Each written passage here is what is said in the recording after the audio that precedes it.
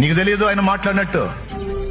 నీ కోసం, నీ పక్షంగా ఆయన మాట్లాడాల్సిన వాళ్ళతో మాట్లాడతాడు. ఆయన చేయాల్సిన విధంగా కార్యాలు చేస్తాడు. ఆయన ఏం కంగారు పడాల్సిన అవసరంలా, నువ్వేం గందరగోళం అవ్వాల్సిన అవసరంలా.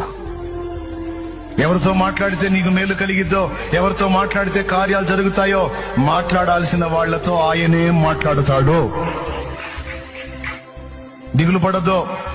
విశ్వాసము గలదానవై ఆయన సన్నిధిని ప్రేమించు. విశ్వాసము గలవాడవై ఆయన సన్నిధికి చేరి నీ బాధ, గోడు, వేదన అంతా చెప్పు చెప్పు చెప్పు.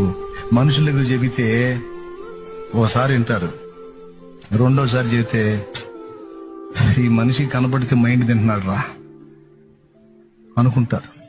10 మంది దగ్గరికి వెళ్ళి నీ బాధ 10 సార్లు 10 మందికి చెప్పుకునే కంటే ఆ 10 సార్లు ఒక్క దేవుడు, నీ ప్రభు అయిన యేసు దగ్గరికి వెళ్ళి చెప్పుకో 10 సార్లు.